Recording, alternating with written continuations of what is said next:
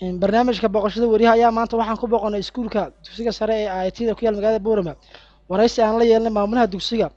mudane Axmed Maxamed Cateye isagoo ka hadlay marxaladii uu soo maray iskuulka ayaa wuxuu yiri sidan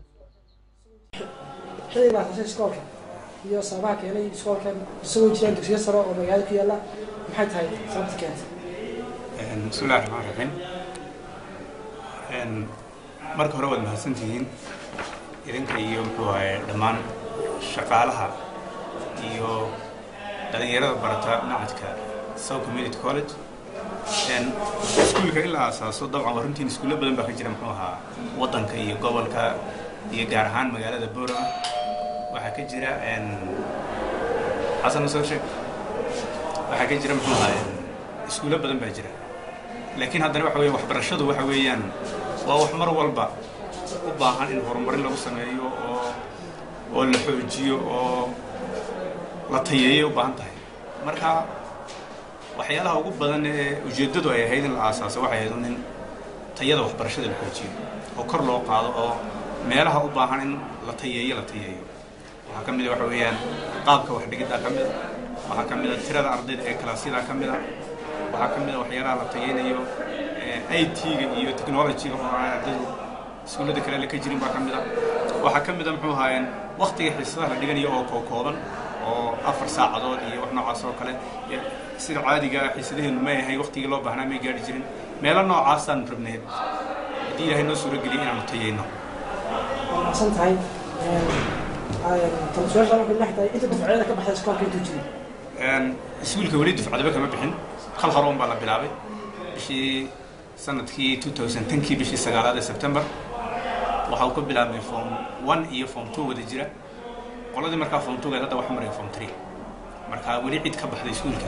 ma jiro waxaan ugu sareeya kalaaska hadda form 3 ah ilaa gudamba waan wada joogi doonaa hadii la yiraahdo soo saxan bilaa tahay waxyaalaha ku qabsan intuu iskoolka jiro ma sheegtay waxyaalaha qabsan way badan yihiin inkastoo aanay wali muxuu ahaayeen wax badan ay dhiman yihiin haddana wax badan baa qabsoomay waxaa qabsoomay matalan oo kale in ardayda ujeedooyinkii aanu lahayn qaar ka mid aanu gaadhno in xiisadaha aanu kordhinay waqtigoogii kalaasyada tiradoodii ardaydooda aanu yaraynay ardayda furfurnaashihii iyo socializationkii ardayda group workii aanu muxuu ahaa xoojinay yaa ka mid ah waxaa kaloo ka mid ah muxuu ahaayeen in bal qaabkana wax loo dhigi karo ayaa ka mid ah marka weli waxaan xoogga saaraynaa inaan waxbarashada tayadeeda kor u qaadno ayaan xoogga saaraynaa activity-yada kalena way garab socda sida barnaamijyada oo kale hadda iskuulka waxa uu socdaa koob baa socda kalaasyada iskuulka ay ciyaarayaan koob baa socda wareegiisii koowaad aan shalay oo dhammaaday kiisii kalena uu bilaabmayo activity-yada noocaas iyo barnaamijyadana way garab socdaan aqoontuna tayeynteedii halkeegii sidii ayay uga socotaa marka waxaan leenahay wax badan baa durba qabsamay laakiin dariiqu waa bilow su'aasha afraad ku dilo waxay tahay tirada guud ee ardayda dhigata iskoolka ardayda iskuulka hadda dhigata tiradoodu waxa weeyaan arday gaadhaysa ilaa 200 arday oo ilaa 90 ka mid ah ama dhowrigii 80 arday gabdha yihiin halka ay 110 arday meelahaasina yihiin wiilal yihiin